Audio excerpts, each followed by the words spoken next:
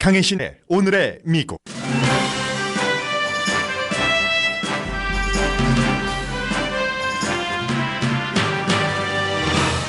독살당한 김정일의 장남 김정남의 살해자들은 이미 살해됐다고 일본 언론이 보도합니다.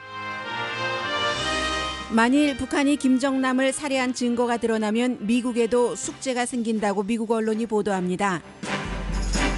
김정남이 독살된 것은 중국의 보호를 받지 못했다는 뜻이라고 전문가들이 지적합니다.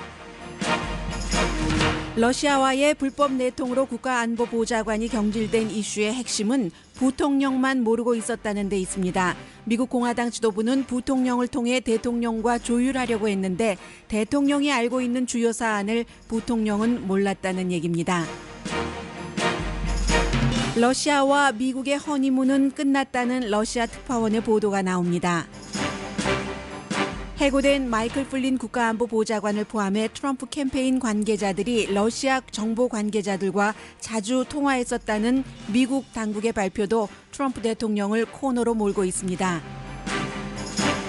트럼프 대통령은 오늘 이스라엘 총리와 정상회담을 합니다. 맞이하는 분위기부터 다른 그 정상을 맞았을 때와는 다릅니다. 지금 막 도착을 했습니다.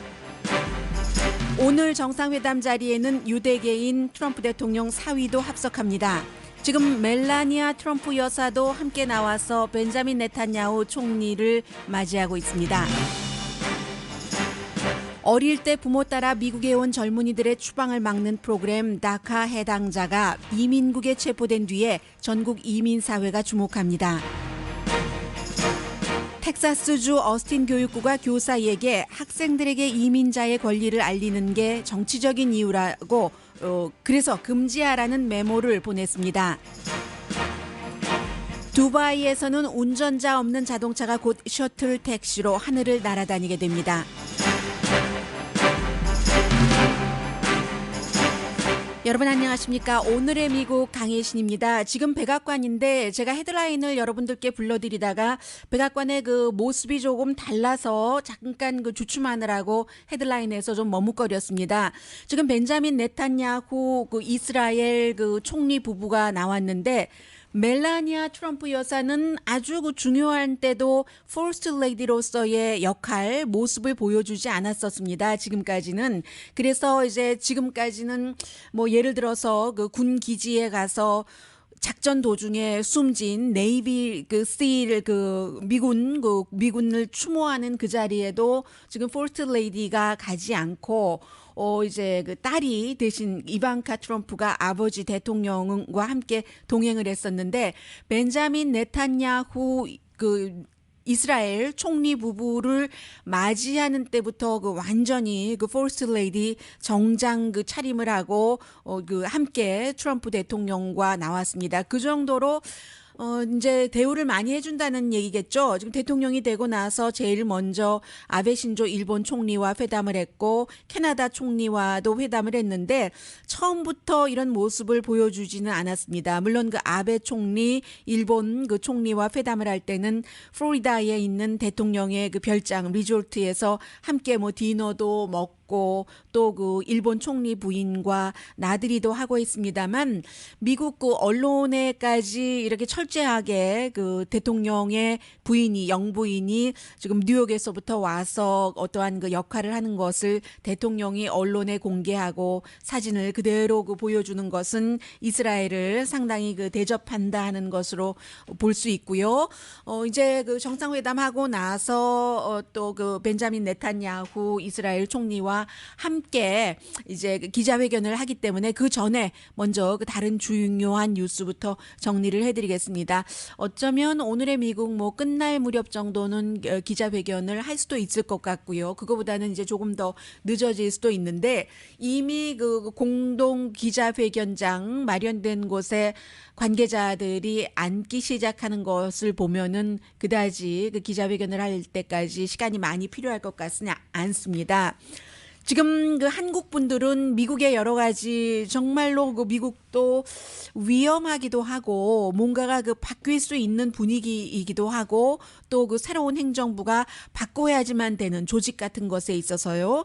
그런 그 중대한 시기이기도 합니다만은 코리안 아메리칸 그리고 세계에서 오늘의 미국을 듣고 계신 한국 분들은 김정일 그 국방위원장의 장남, 그 어머니는 현재의 국방위원장과는 다르지만 김정남의 독살에 대해서 굉장히 많은 의문을 갖고 계십니다.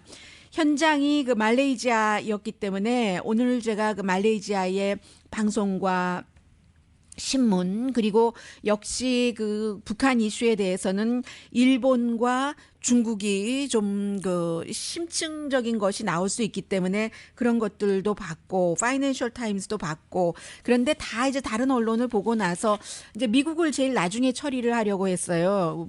보니까 역시 뉴욕 타임스가 이 내용도 잘 취재를 했더군요. 먼저 그 뉴욕 타임스부터 정리를 대강 해드리고 나서 뉴욕 타임스에서 빠진 부분을 다른 그 언론에서 나온 것을 전해드리겠습니다.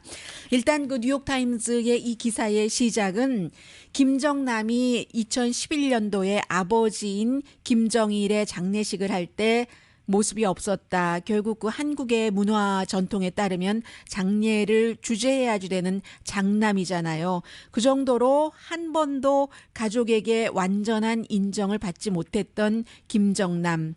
스텝마더 고영희에게도 잘 보이려고 했었지만 현재의 국방위원장 김정은의 그 어머니죠.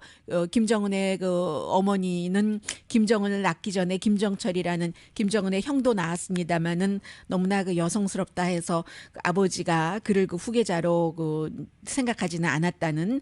그리고 뒤에도 숨진 김정남은 계속 그 암살 위협을 받아서 모스크바, 제네바, 베이징, 파리, 마카오, 뭐 도박의 중심지인 마카오는 중국에 속하기 때문에 결국은 그곳에서 많이 살았는데 그렇게 세계를 떠돌다가 국제공항에서 인생이 끝났다 하는 게 뉴욕타임스의 보도입니다. 한 인간으로 보면은 참으로 그 처절한 인생이었다고도 생각할 수 있죠. 과연 독살당할 그 현장에서 바디가드가 있었는가 없었는가. 지금 말레이시아의 언론은 여러 가지 그 CCTV 같은 것들을 보여주고 있거든요. 그 CCTV의 한 장면을 이제 한국 언론이 이제 체포됐다는 여성 사진을 크게 확대를 해서 보여주는 것인데 바디가드의 모습은 저는 보지는 못했습니다. 한 1분 20초짜리 CC 그 TV였었는데 공항이요. 그리고 몇 명이 연루됐는지도 지금 뭐 베트남 여권을 가진 한 명의 여자가 체포됐다고 하지만 그 밖에도 뭐 대여섯 명 정도를 지금 그 말레이시아 경찰이 추적을 하고 있다고 하고 카메라가 무엇을 담고 있는가 하는 것도 어디까지를 담았는지도 자세히 모른다는 이런 여러 가지 이슈를 지금 그 지적을 먼저 하고 있습니다. 그리고 특히 체포된 그 베트남 여권을 갖고 있는 흰 티셔츠를 입고 그 꽃무늬가 있는 그 스커트를 입은 이 여성이 터미널 2에서 체포가 됐는데 터미널 2에는 특정한 그 증거가 될 만한 것이나 경찰 테이프가 없었다고 뉴욕타임스는 보도를 하고 있습니다.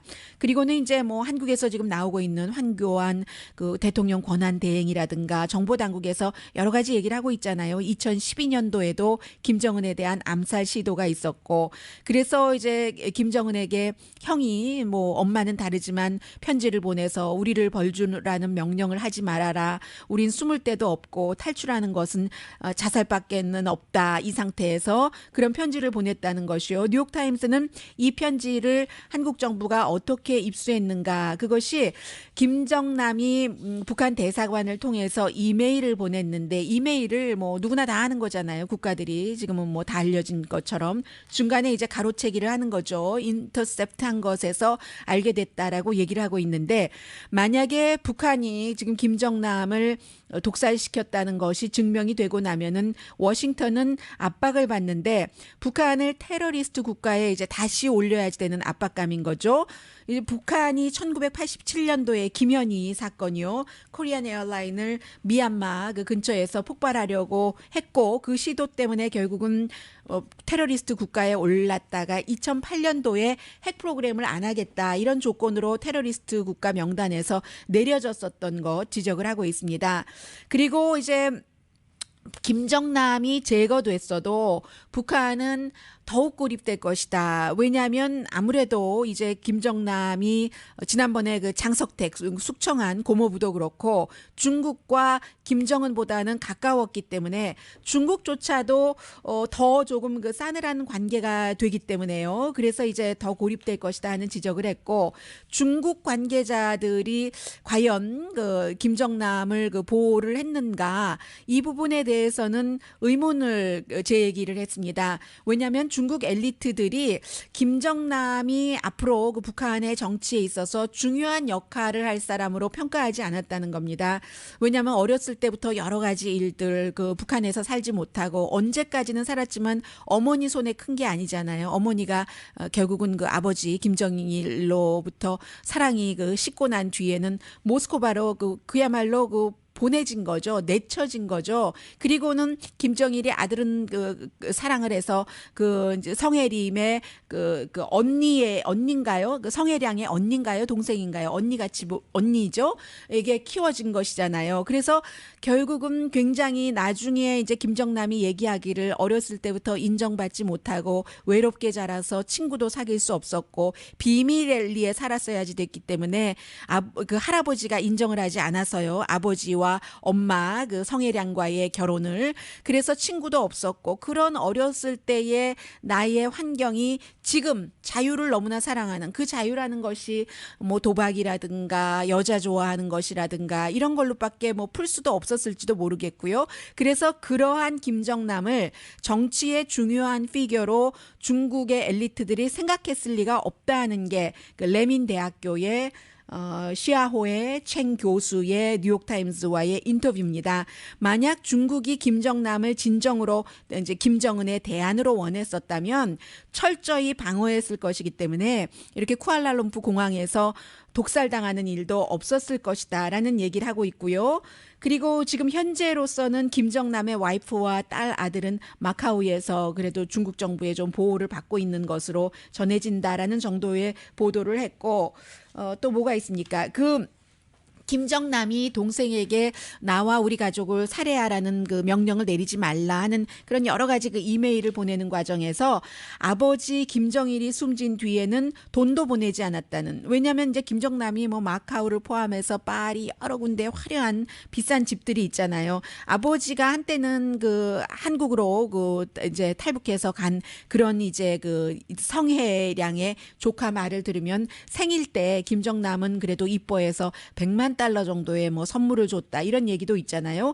그래서 아들이 비록 그 떠돌이 생활은 하지만 돈은 계속 보냈었는데 김정은이 김정일의 자리에 올라오고 나서는 돈을 안 보내서 마카오 호텔에서 그 김정남이 15,000달러를 돈 내야지 되는데 못 낸 것도 있다. 이제 그 정도라는 것이요. 그러나 어쨌든 김정남의 가족들은 한 번도 함께 있은 적이 없어서 성혜림이 국민 배우로 김정일의 눈에 들었을 때 이미 성혜림은 결혼을 했었습니다. 일찍 결혼을 했어요. 19살 때 그 유명한 그 북한의 작가와 결혼을 해서 자녀를 뒀는데 딸인 것으로 알고 있는데요. 그런데 김정일이 좋다 하니까 결국은 할 수 없이 이혼을 했습니다.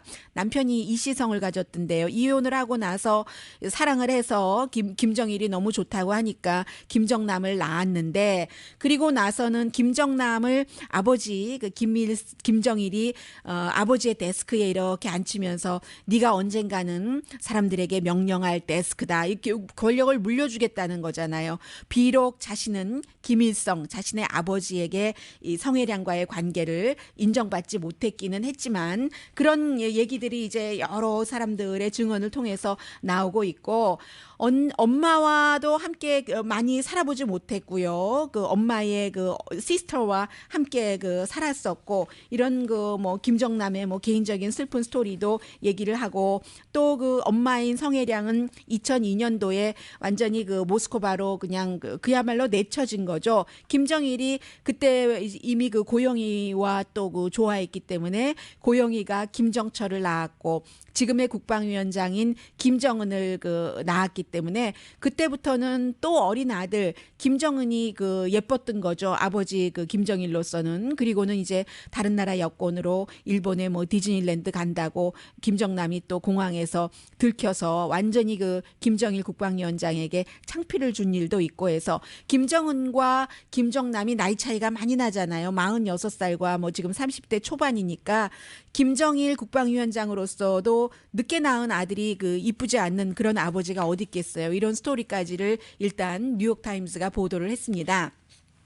그리고 이제 그 파이낸셜 타임스의 보도를 보면은 역시 뉴욕타임스가 얘기한 그런 내용들을 쭉 전하고 엘리트들이 이제 그 김정은을 대처하려고 대안으로 역시 그 김정남을 생각하고 있었다는 것이 또 그 북한 문화에는 나이가 너무 그 김정인 국방위원장이 어리기 때문에 이게 이제 항상 김정남에게는 기회면서 위험으로 남아 있었다 하는 것을 전하고 있고 말레이시아에서 이번 사건이 벌어졌기 때문에 말레이시아는 북한과 관계가 좋은 뭐 불과 몇 개국에 불과하잖아요. 뭐 러시아라든가 중국이라든가 관계가 있는 뭐 쿠바라든가 그런 나라. 그럼에도 불구하고 말레이시아 총리가 아주 철저한 조사를 하겠다고 했습니다. 북한의 개입을 배제하고요. 그리고 말레이시아 이민국도 지금 경찰과 협조를 하고 있고 영국의 가디언의 보도를 보면은 경찰이 지금 공항 직원들에게 사건에 대해서 얘기하지 말라는 함구령을 내렸다는 것이요. 그럼에도 불구하고 병원에는 북한 그 외교관, 북한 국기가 걸려져 있는 그런 차가 도착했었다는. 그래서 북한도 이러한 것을 숨기려고 하지는 않는 김정남의 그 죽음에 대해서 그런 내용들도 전하고 있고, 네 지금 그 백악관에서는 그 정상회담 뭐 금방 했네요. 금방 하고 일단 그 기자회견을 하는데 일단은 이 마무리부터 하겠습니다. 그런 것들이요. 그래서 결국 그 지금 일본의 신문 그 교토뉴스가 오늘 아침에 보도를 하는 것을 보면은 뭐 자세한 내용까지는 없지만 2명의 김정남을 독살했다고 하는 북한 여성은 이미 암살됐다. 이게 일본 정부 관계자가 파악하고 있는 점이랍니다. 그런 점을 지적을 했고, 그리고 평양에 있는 동생이 과연 그 김정남을 독살시켰는가? 여기에 대해서 한국의 언론들과는 달리 그 다른 나라의 언론들은 꼭 그렇다 하고 이제 결론을 아직까지는 내리지 않는 그런 것이요. 그리고 중국이 유엔에서 북한이 최근에 탄도미사일 테스트에 성공했기 때문에 한국, 일본과 함께 북한을 그 비난한 그 다음 날 김정남 독살이 있었다는 이런 내용들도 전해지고 있고, 무엇보다도 이제 그 요지고미 씨, 일본의 저널리스트로 김정남에 대해서 책을 쓴 사람이잖아요. 2012년도에 이런 얘기를 하고 있습니다. 김정남이 그동안 대중 앞에 드러나서 가족의 승계 같은 것을 원치 않는다. 개혁이 없으면 북한은 뭐 희망이 없다. 이런 얘기를 계속했던 것이 대중 앞에 자신의 존재가 알려져서 암살당하는 것을 막기 위해서 그랬던 것 같다 하고 얘기를 하고 있습니다. 그래서 위험이 느껴졌고 언론에 자꾸 모습을 드러내고 자신의 오피니언까지 얘기를 하고 그럼에도 불구하고 결국은 그 독살이라는 것으로 자신의 그 운명을 마감하게 됐던 그런 그 김정남. 아직까지 어떤 전문가들은 이 내용이 정확하게 밝혀지려면 몇 년이 걸릴 수 있다라고 얘기들 하고 있습니다.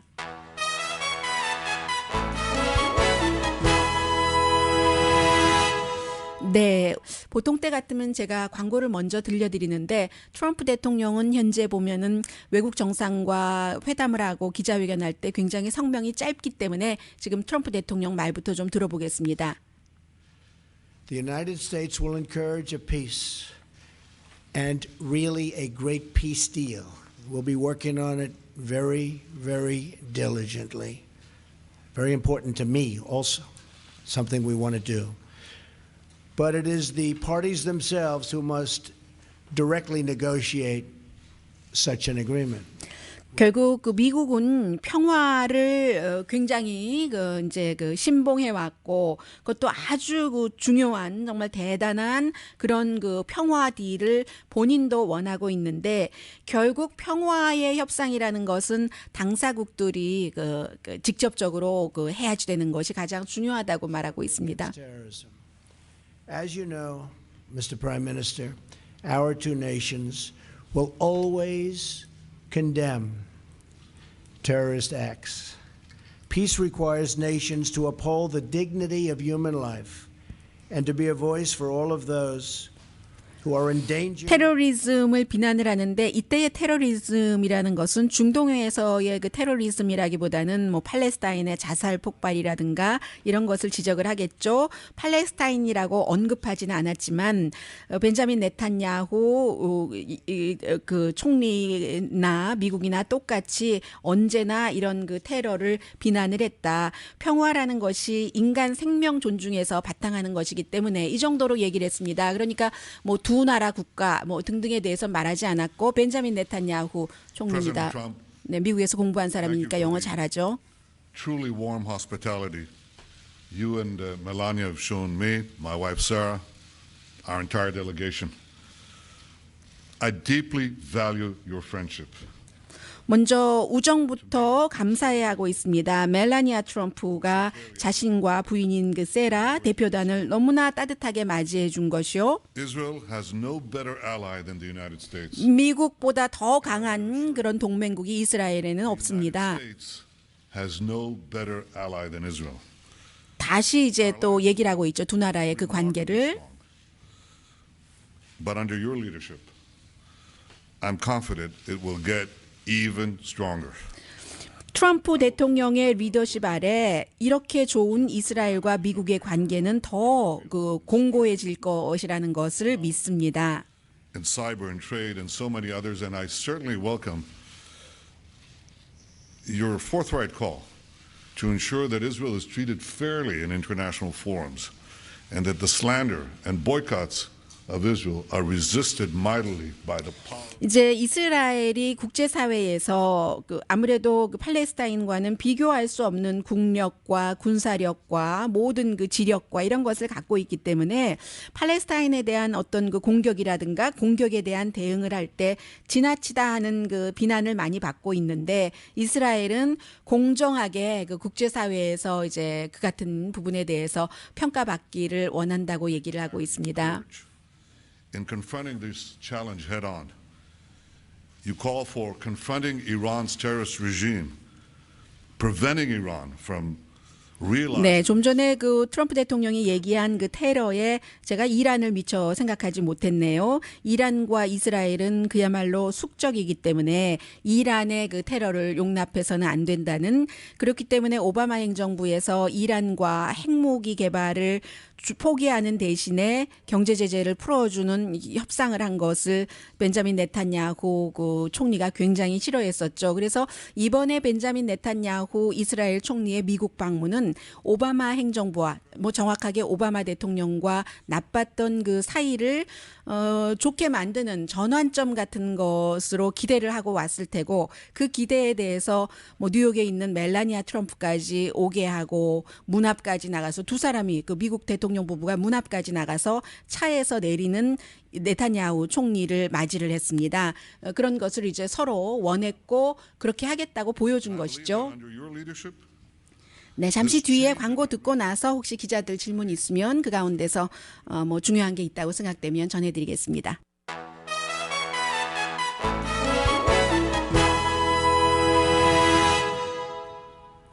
라디오 서울 방송 오늘의 미국 듣고 계십니다. 네, 그 두 나라 정상이 스테이트먼트에서는 별로 중요한 것을 얘기하지 않았는데 지금 질문에 대해서 답하는 것 한번 들어볼까요? Maybe the easier of the two.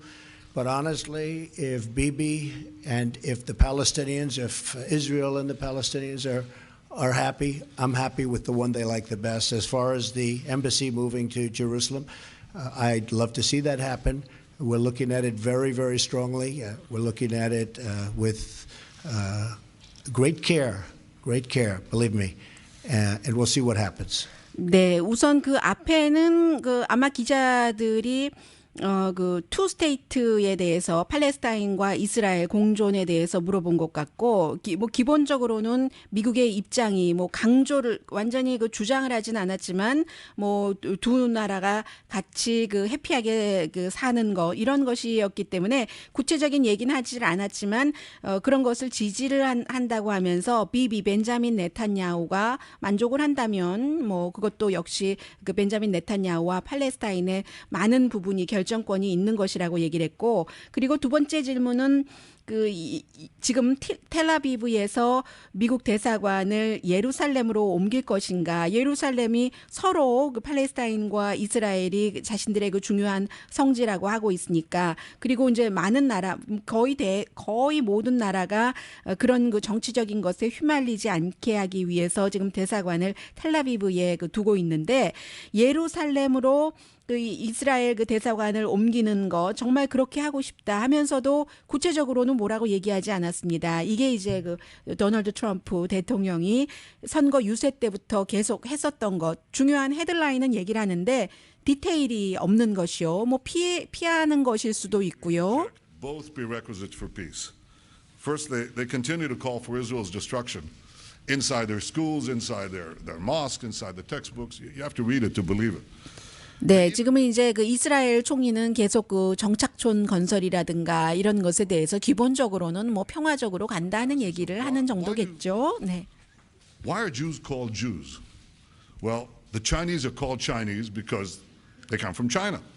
The Japanese are called Japanese because they come from Japan. Well, Jews are called Jews because they come from Judea. This is our ancestral homeland. Jews are not foreign colonialists in Judea. So unfortunately, the Palestinians not only denied the past, they also poisoned the present. 네, 지금 그 팔레스타인이 현재를 그 부정함으로써 과거까지도 그야말로 그 인정하지 않는, 과거를 부정함으로써 현재에도 독이 되고 있다는 얘기를 하고 있는데, 왜 차이니즈를 그 차이니스라고 부르는가? 그들이 중국으로부터 왔기 때문에, 일본 사람들도 마찬가지고, 유대인을 왜 주라고 부르는가? 주디아에서부터 왔기 때문에, 주디아가 과거에 우리의 땅이었는데, 과거에 우리 땅을 우리가 지금 뭐 주장을 하고 있는데 팔레스타인이 거부한다는, 정착촌 건설이 상당히 그 당위성이 있는 것이라고 말하는 것이죠. 그 미국에서는 사실은 너무 많은 그 팔레스타인들이 살고 있는 그런 곳에 무작위로 뭐 어떤 때는 5천 유닛 이렇게 이스라엘이 그 정착촌을 건설하기 때문에, 정착촌이 건설하고 그곳에서 살면은 내 땅이 되는 것이고, 팔레스타인들은 지금 뭐 또 그 과거로 넘어가면은 그 땅이 어느 땅이었는가, 과거라는 것을 어느 시점에 그 설정을 하느냐에 따라서 땅의 주인은 다른 거잖아요. 그래서 사실은 그 현재를 살아가면서 평화를 유지한다는 것은 현재에 있는 그 그림 안에서 가자 하는 게 대체적인 그 다른 국제적인 시각이고, 최근까지의 미국을 포함해서요. 그러나 벤자민 네탄야후 이스라엘 총리는 다르게 생각하는 것 같습니다. 그래서 아마 두 사람의 그 정상회담에서는, 짧은 회담에서는 미리 다 뭐 조율하고 온 것이긴 하겠습니다만은, 이 같은 그 투 스테이트라든가 부분에 대해서 확실하게 그 정한 것은 없는 것 같습니다. 그러니까 굉장히 그 상징적으로 그 웜한 관계를 보여주는 그런 것이었다고 할까요? 지금 보니까 트럼프, 제로드 쿠슈너뿐만이 아니라 이제 지금 말한 그 벤자민 네탄야후가 얘기한 유대계잖아요. 뿐만이 아니라 지금 중동 평화 대사도 함께 자리를 했고, 또 항상 함께 있는 스티븐 배넌 수석 전략가도 정상회담에 참여를 했었던 것으로 알고 있습니다. 자, 그 정도이고요. 그리고 이제 좀 전에 더 중요하다고 할 수 있는 마이클 플린 국가안보보좌관, 어제 그 사임했죠. 말하자면 you fired, 경질당한 것인데, 그 사람에 관한 질문이 더 먼저 있었습니다. 그러자 트럼프 대통령이 외국 정상과의 그 얘기를 할 때는 오늘도 완전 적어놓은 원고를 읽었거든요. 굉장히 짧게 하는데 이 부분은 완전히 그 원고 없이 자신의 말을 막 그 쏟아놨는데, 제일 먼저 그 크리스천 브로드캐스팅의 기자에게 질문권을 트럼프 대통령이 줬습니다. 여러분들 광고 들으실 때요. 그랬더니 이것도 이제 다른 거죠. 뭐 보통 AP통신이라든가 뭐 뉴욕타임스, 워싱턴 포스트 전통적인 그런 언론사에 주는데, 이란 딜을 그 비난을 하는데, 마이클 플린 이 사람이 그 경질된 그것과 연관이 시켜서 물어보니까 중요한 것이 이제 그 트럼프 대통령의 답변인데, 마이클 플린 국가안보보좌관이 사임하기는 했지만 미디어가 불공평하게 페이크 미디어라고 또 강조를 하면서요. 좀 민망했습니다. 다른 나라 정상 앞에서 자국의 그 언론을 페이크 가짜 언론이다라고 표현을 해서요. 그런 그 가짜 언론이 범죄를 저지른 것이다. 가짜 언론이 뭔가 그 정보가 공개돼서 마이클 플린이 이제 내가 그 이제 대통령으로 취임하기 전에 러시아의 사람들과 계속 그 연관을 해서 러시아 경제 제재에 대해서 얘기를 했다는 건데 그런 얘기를 한 것이 중요한 게 아니라 그게 어떻게 정보 당국에서부터 미디어에 흘러 들어가서 그 가짜 미디어들이 이런 흘러온 정보를 보도를 하느냐. 크리미널 케이스라고 얘기를 했어요. 중범이다라고 얘기를 하고 그리고 또 하나는 이것도 제가 그 대통령에 관한 여러 가지 그 현장 그 뉴스 컨퍼런스를 보면서 처음 보는 일인데 벤자민 네탄야후의 부인인 세라가 맨 앞에 앉아 있었는데 세라 네탄야후를 일어서라고 해서 일어섰어요. 이 그 이스라엘의 퍼스트 레이디가 일어서면서 뭐 퍼스트 레이디는 아니네요. 대통령 따로 있으니까 총리 부인이 일어서서 우리에게 너무 따뜻하게 해줘서 고맙다고 대통령이 이제 그런 얘기까지 하고 그래서 이제 상당히 상징적인 그런 것이다 하는 것을 지적을 했고요. 이 마이클 플린 백악관 국가안보보좌관이 파이어된 거에서는 정말 가장 중요한 이슈는 이 부분입니다. 백악관의 다른 사람들은 다 알고 있었는데 이 마이클 플린이 러시아의 정보국 관계자와 계속 만나고 통화하고 정보국 관계자라기보다 미국 그 대사죠. 주미 러시아 대사 그랬던 걸 다른 사람들은 다 알고 있었는데 대통령도 알고 있었는데요. 대통령이 알고 있었다는 건 어떻게 드러났냐면은 아베 신조 일본 총리와 이제 자신의 플로리다 리조트에서 저녁 먹고 있는데 마이클 플린이 대통령 가까운 테이블에 앉아 있대요. 그러니까 주변 사람에게 저 사람이 왜 저기 앉아 있어? 이미 자신의 눈밖에 났는데 뭐 이런 거잖아요. 대통령도 알고 있었는데 부통령만 2월 9일에 알았다는 거거든요. 워싱턴 포스트에서 마지막으로 그 보도하고 여러 가지 증거가 나온 다음에요. 그럼 이게 뭐가 중요한가? 왜 백악관에서 다른 참모진진 다 알고 대통령도 아는데 부통령만 그럼 지금 따돌려진 것인데 부통령이 따돌려진 것이 왜 중요하냐면은 지금 공화당 지도부에서는 그래도 마이크 펜스 부통령이 인디아나 주지사를 했고 미국 그 이제 정계에서 오래 일을 했기 때문에 서로 커넥션이 있고 트럼프 대통령보다는 예측 가능하고 트럼프 대통령은 잘 알 수 없는 부분도 있는데 굉장한 보수고 하기 때문에 공화당의 상하 의원들은 마이크 펜스 부통령을 중심으로 트럼프 대통령과 소통을 하려고 했었던 겁니다. 소통뿐만이 아니라 어떤 부분은 트럼프 대통령을 조정을 하려고 하는 마음도 정치인들, 공화당 지도부 사이에 있었을 겁니다. 왜냐하면 공화당 지도부는 트럼프 대통령이 되기 전에는 그를 완전히 거부하고 인정하는 것도 거부했으니까는요. 그런데 이게 부통령만 모르고 있었다고 하니까 지금 공화당 사이에서는 굉장히 큰일이 터진 거고 또 하나는 라이언 프리버스 지금 트럼프 대통령의 비서실장이 공화당의 전국위원회 위원장이기도 했고 그리고 이 사람이 가장 온건하고 스티브 배넌 같은 극단적인 사람 그리고 정치 경험이 없는 사람보다는 공화당에서도 믿고 민주당에서도 저 사람 정도면 괜찮아라고 생각하는데 라이언 프리버스 자리가 지금 위태위태하다는 그런 얘기예요. 그리고 이 국가안보보좌관 마이클 플린에게 사임서를 본인이 제출한 거긴 하지만 사임해라 하고 직접 얘기한 사람은요. 대통령이 아니라 스티브 배넌이래요. 텔레비전에서는 You fired 얘기를 그렇게 잘하지만 직접 그 말하기를 싫어해서 스티브 배넌 그 수석 전략가가 했다는 얘기 들리고 있고 러시아는 지금 트럼프를 테스트하고 있는가? 왜냐하면 비밀리에 금지된 크루즈 미사일을 배치했다는 게 오늘 뉴욕타임스의 보도인데 2014년도에 오바마 행정부가 1987년도 미국과 러시아가 맺은 조약을 지키라고 경고를 했답니다. 이게 탄도거리 그 미사일을 육지에는 배치하지 못하도록 했는데 러시아가 그렇게 했으니까 이렇게 했는데 트럼프 대통령이 어떻게 하는가 두고 보자 이런 느낌이요. 그리고 CNN 방송에 러시아 특파원이 보도하는 것 보니까 지금 그 니키 헤일리 미국 그 유엔 대사가 러시아의 크림반도 점령을 유엔에서 강하게 비난을 했고 그리고 그 지금 뭐 파이어 당한 마이클 플린 국가안보 전 어떤 그 보좌관이 러시아와 굉장히 가까운 사람이었는데 러시아에서 돈 받고 일도 하고 컨설팅도 하고 뭐 방송에 출연도 하고 했었던 사람이잖아요. 그런데 마이클 플린을 결국은 경질시키니까 이거 뭐 트럼프 대통령과의 관계도 꼭 믿을 수 있는 것은 아니네. 이 정도로 지금 생각하고 있답니다. 네, 라디오 서울 방송 오늘의 미국 듣고 계십니다. 제가 그 미국의 신임 대통령에게 거의 이런 자리에서 처음 들어보는 내용이라서 전해드리겠습니다. 여러분들께서 광고를 듣고 계시는 동안에 다시 이제 기자가 그 미국에 관해서 그 대통령에게 질문을 했는데 트럼프 대통령의 답변이 미국은 굉장히 지금 그 분열됐다. 그 선거를 치르면서 알게 됐고 지금 더 알게 됐는데 내가 이 분열된 국가의 그 분열을 그 막는 거 해야지 되는 일이고 나에게는 이렇게 그 이제 그 분열의 그 균열을 막는 이런 것이 굉장히 중요하다 하는 것을 강조를 했습니다.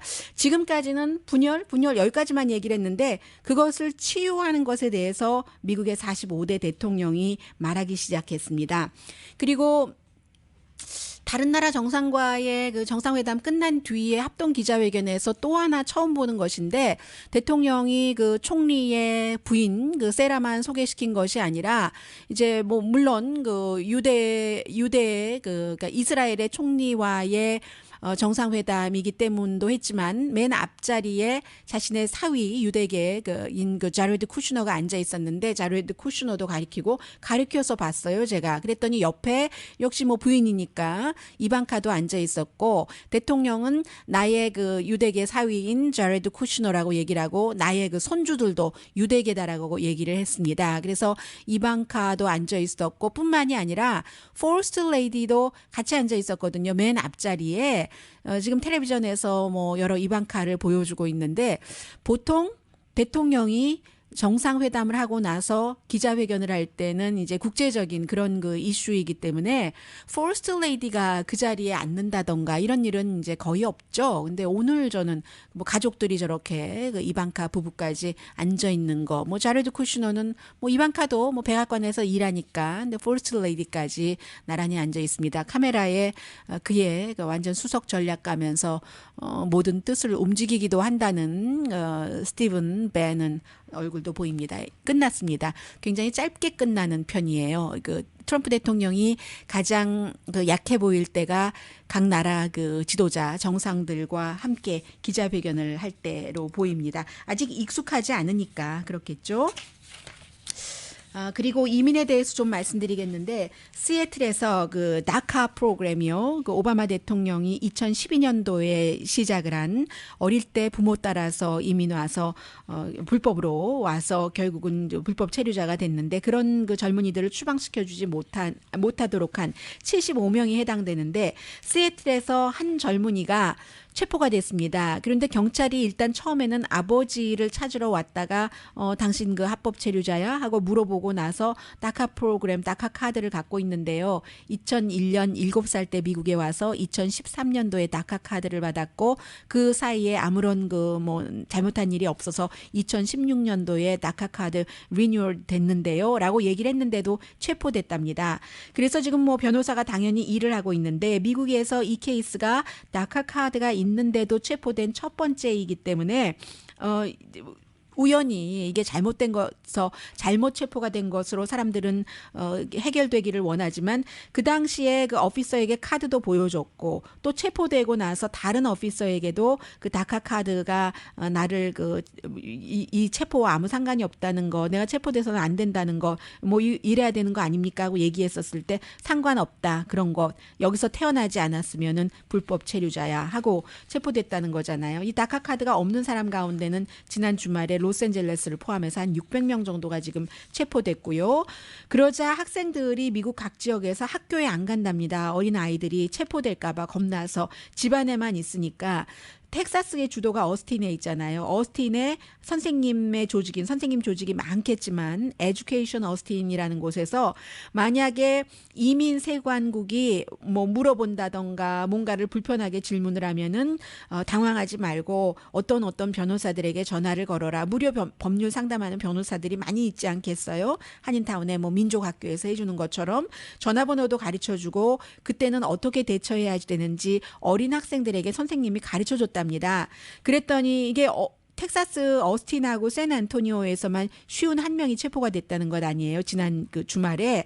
그랬더니 이제 어스틴 교육부에서 교사들에게 그런 것 하지 말아라. 학교 건물에서 하면은 정치성이 있는 것이고 이 뭔가가 이제 그 사회성이 있는 것이기 때문에 하지 말아라 하는데 막상 이 선생님들은요. 에듀케이션 어스틴에 속해 있는 교사들은 그 교육부의 메모에 반발을 하고 있습니다. 우리가 학생들에게 법적인 의견, 권리를 얘기를 해주는 것이 왜 그게 정치 활동이냐. 그것은 선동이 아니다. 기회라는 것, 내가 누릴 수 있는 그런 것을 학생들에게 가르치는 것이고 배우는 것이며 학교니까 이런 것을 가르치지라고 얘기를 하고 있거든요. 그러니까 지금 굉장히 혼돈이 있는 거예요. 이민 당국과 뭐 어떠한 그 로컬의 법 집행관이라든가 이것도 이제 한참 트럼프 행정부가 안정되면서 조금 그 어린 학생들이 무서워서 학교를 못 간다는 것이 글쎄요. 어떤 느낌이 드세요?